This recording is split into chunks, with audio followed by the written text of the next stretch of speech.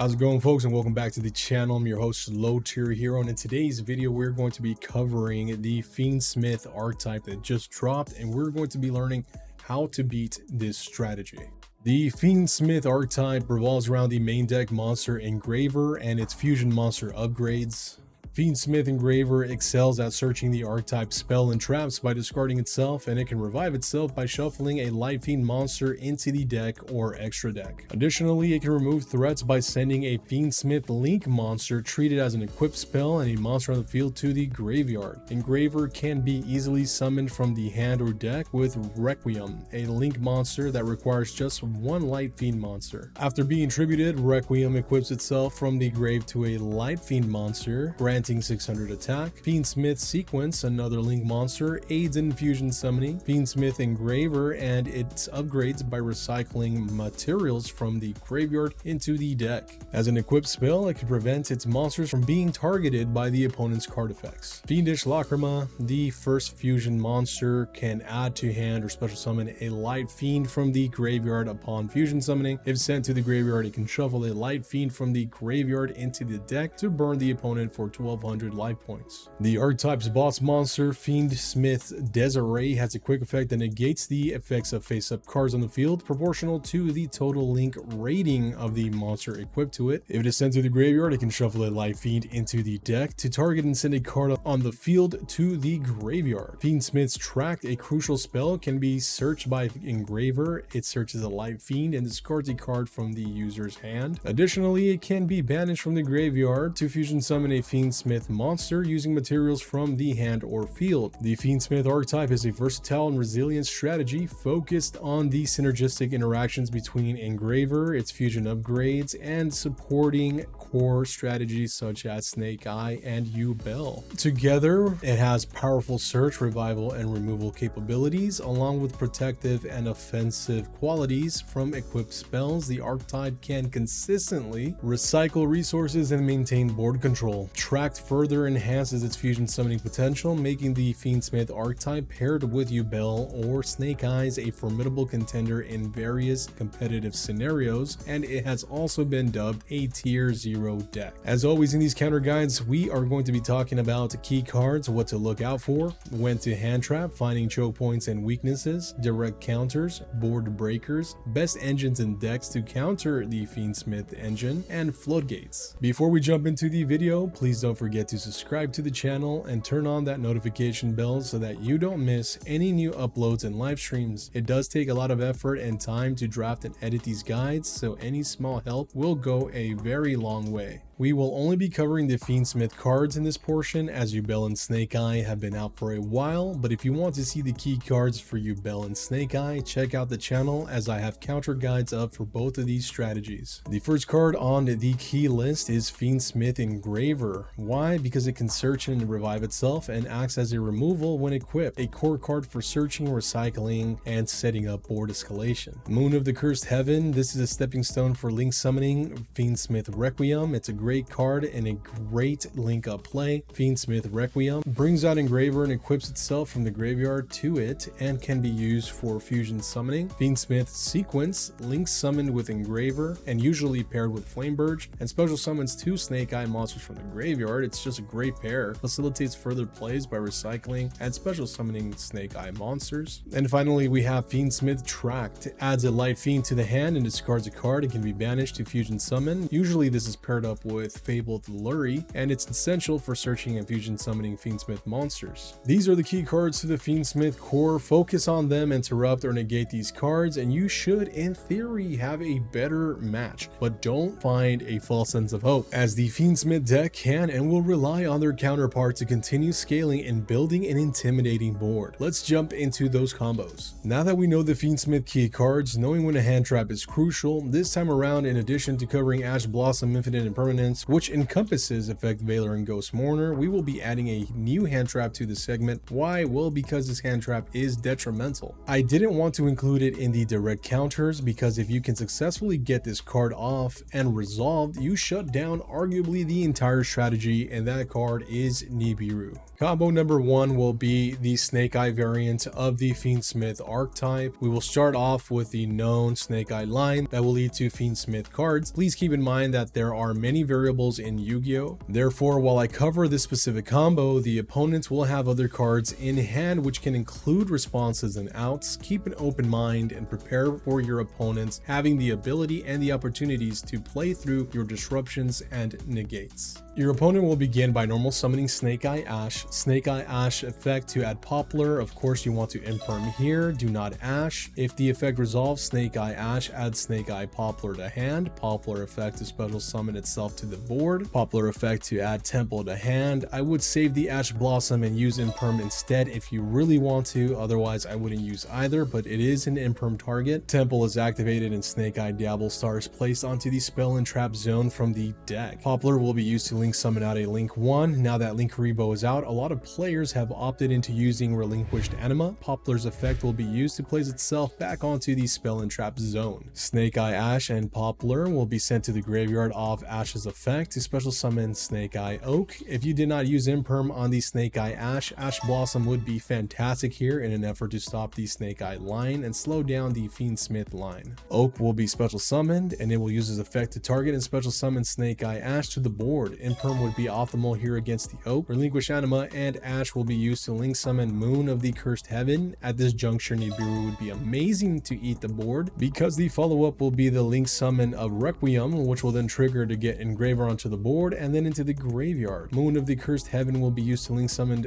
Fiendsmith Requiem. Requiem will activate to bring out Engraver, and then in the graveyard, Requiem will activate to equip itself to Engraver. Nibiru would be great here as well because if you cannot, the follow-up is Flame Birch coming onto the board, as you will see momentarily, and we don't want to give too much advantage to the opponent. Snake Eye Oak and Requiem will be sent to the graveyard off of Snake Eye Oak's effect to special summon Flame Birch to the board. Ash Blossom is great here as well to prevent the Flame Birch, otherwise Flame Birch is able to ascend the combo for the Fiendsmith player. Engraver and Flame Birch will be used to link summon into Fiendsmith sequence. Flame Birch will trigger Engrave to special summon 2 other Snake Eye monsters to the board. Flame Birch will bring back Ash and Oak to the board. Nibiru will be amazing here because the opponents will not be able to use Sequence's effect as the effect must be activated and it is not an on-summon effect. Sequence will activate the fusion summon by sending Moon and Requiem from graveyard to the extra deck and special summon Lacrima. Lacrima will activate on board to target Fiendsmith Engraver from graveyard to hand. Engraver will then activate in hand to search and add Track. Ash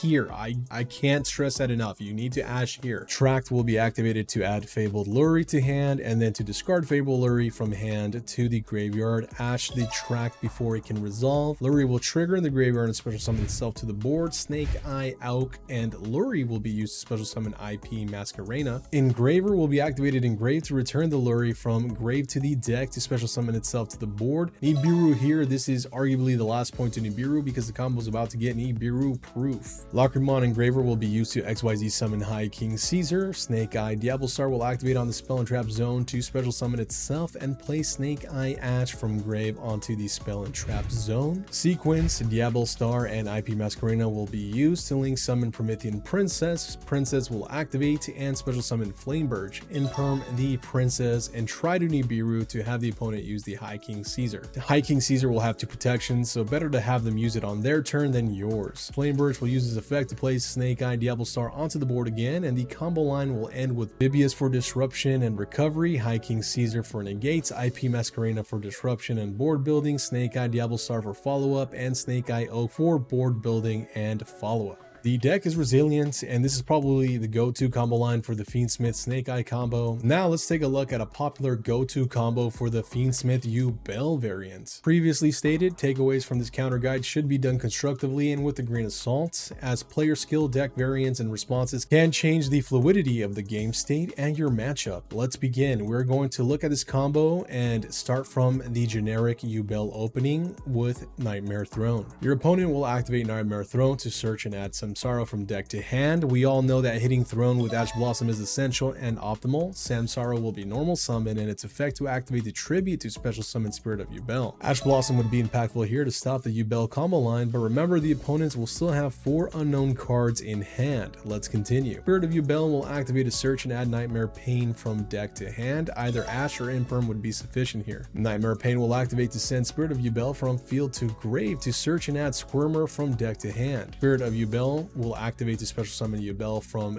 deck to field. Ash Blossom would be important in this part. Squirmer will activate from hand to special summon itself to the board. Yubel will activate to send itself to the graveyard to special summon Yubel Terror Incarnate. At this point, please Nibiru, otherwise you will be stopped by Phantom of Yubel. Incarnate and Squirmer will be used to link summon into King Yama. King Yama will be activated to search and add Sharvara. Yubel and Incarnate will be sent back into the deck to fusion summon Phantom of Yubel. You can still attempt to Nibiru here, but you will need to Imperm the Phantom beforehand to avoid Phantom activating its effect to stop the Nibiru. Squirmer will banish itself to special summon back Spirit of Yubel to the board. Phantom and King Yama will be used to link summon Moon. Moon of the Cursed Heaven will be used to link summon Fiendsmith Requiem. Requiem will activate to bring out Engraver, and then in the graveyard, Requiem will activate to equip itself to the Engraver. Nibiru would be great here because no more response as Phantom is no longer on the field. Sharvara will activate in hand, targeting Spirit of Yubel to special summon itself to the board and send the Spirit of Yubel from field to the graveyard. Now this is the spicy part. King Yama will activate and be chain 1. Spirit of Yubel will activate and be chain 2, and Nightmare Throne will activate and be chain link 3 to chain block for Yama and Spirit. Yubel Terror Incarnate will be special summoned off Throne. Yubel will be special summoned off Spirit, and Spirit of Yubel will be special summoned from the grave off King Yama back to a full board. If you haven't already done so, Nibiru here would be tremendously advantageous. Engraver and Incarnate will be used to link summon into sequence. Samsara and Incarnate will be sent back to the deck to special summon another Phantom of Yubel for further protection. Sequence will activate to send Requiem and Moon back to the extra deck to fusion Lacrima. Lacrima will activate to add Engraver from graveyard to hand. Imperm it here. Phantom of Yubel can't stop you. Lacrima and Sharvara will be used to link summon Soul of Rage, and Sharvara will set Chamber onto the board. Yubel and Spirit of Yubel will be used to XYZ summon Valdraith. At this point, the opponent now has monster and card effect protection. Engraver will activate in hand to search track Ash. Here would be good if you could somehow get over the Valdraith and the Phantom. Tracked will be activated to search and add, then discard Fabled Luri. Engraver will activate Engrave to return Lacrima back to the extra deck to special summon itself to the board. Sequence Luri and Engraver will be used to link summon a 4 negate Appaloosa, and that will be the end of the combo line. The end board for the Yubel Fiendsmith combo will be Phantom for monster effect disruption, Soul of Rage for disruption and board escalation, Appaloosa for negate, Valdraith for negate, and Chamber for disruption. Now that we've covered 2 of the most powerful combos, one for Snake Eye and one for Yubel, let's go ahead and jump into our direct counters. Starting off, we've got the newest hand trap, that's Molcharmi Perulia. This card is new and has a lot of hype to it. Use it during the draw phase or standby phase, similar to Maxi. Against the Snake Eye combo, you are drawing up to 3 cards. Against the Yubel combo, you're drawing more than 4 cards. Molcharmi is quite effective against the Snake Eye Yubel combo due to its ability to draw multiple cards in response to the opponent's numerous summons from the hand. This can give you a significant resource advantage and the potential to disrupt their plays with hand traps or other quick effects. Droll and Lockbird, I mean, how many times did we search in the Snake Eye and Yubel combo? By using Droll and Lockbird, you can effectively prevent any further cards from being added to your opponent's hand for the rest of the turn. This disruption limits their ability to continue their combo, significantly reducing their options and board presence. Consequently, they will not be able to establish the powerful end board they aim for and are known for.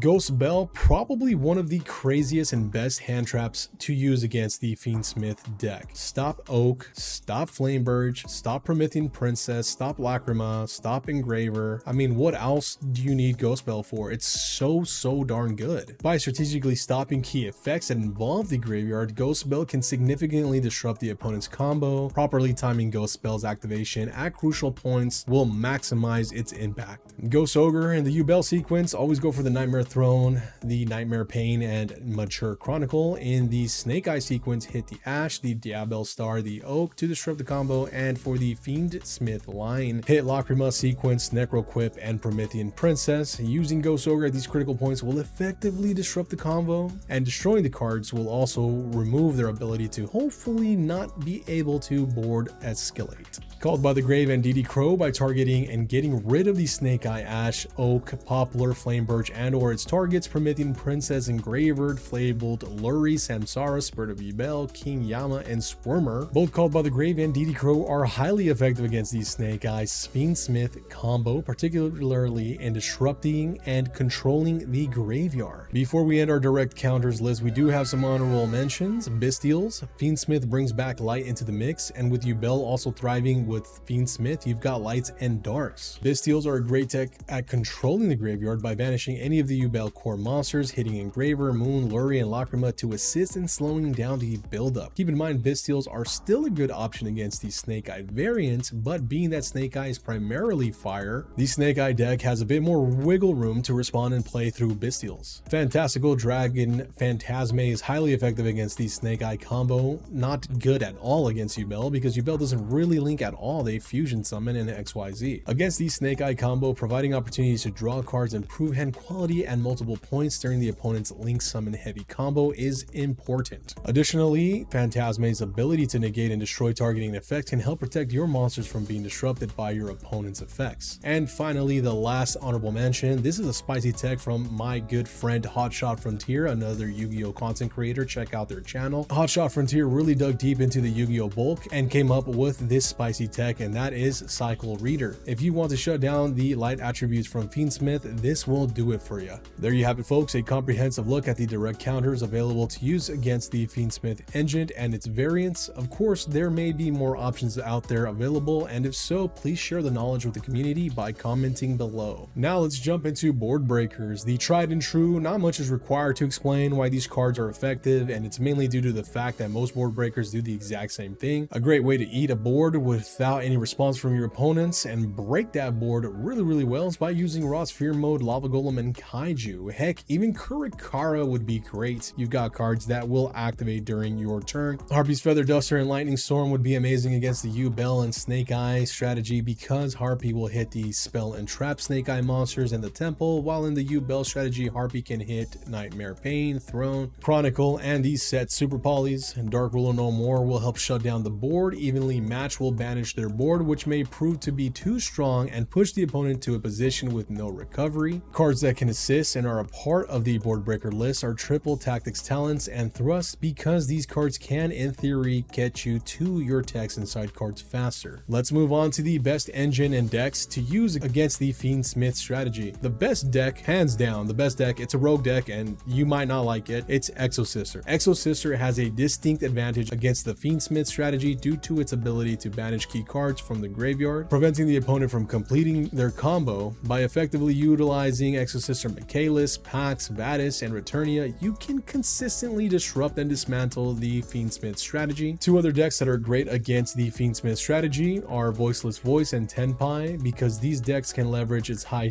hand trap count to counter the Fiendsmith strategy effectively. Voiceless Voice and Tenpai can dismantle the opponent's combos and prevent them from establishing a strong board presence. If successful, Voiceless Voice is known for its A-tier control, while Tenpai come in with a heavy battle phase beatdown. And as for an engine, Kashtira hands down still one of the best splashable options on Master Duel and in the TCG. If it fits worth your deck, I mean, they're walking interruptions on either turn. Why not tech them if you can, if you've got the space? The best ratio in my opinion for the Kashtira engine are 3 Fenrir, 2 Unicorn, 2 Birth. And finally, we've made it to Floodgates. Prohibition, call the Engraver, the Snake Eye Ash, Nightmare Throne. There are so many options here, but calling the key pieces will be the most optimal. This will significantly slow the deck down, and I haven't seen a deck profile with any back row hate in the main deck. They're all mainly in the side, so Prohibition is pretty darn good, and it is a sleeper tech. Graveyard Control is the best for you. Abyss Dweller, Macrocosmos, Dimensional Fissure, and Different Dimension Ground will end this strategy. No graveyard, no play, no matter what Fiendsmith variant the opponent will run. Heck, this doesn't only beat the Fiendsmith strategy, but it's also meta covering. And finally, we have the Floodgates that focus on board control, skill drain, dimensional barrier, spellbound, Necrovaliant, summon breaker, call fusions, call links, call XYZ. Send them to the end phase off of summon breaker. These are probably my favorites. I love to prevent boards rather than prevent effects, aside from skill drain of course, because I feel like if you can stop a board from developing, stopping the effects is sort of in its territory. The Fiendsmith variants are beyond powerful powerful, resilient, and can play through a lot of disruption. Therefore, timing counters, board breakers, and floodgates will be biggest takeaway from this guide. Use this guide as a reference, come back to it, learn from it, share it. Let's beat the new tier 0 strategy. I thought Ritual Beast was tough. This is tougher to beat. On an ending note, will a Fiendsmith variant deck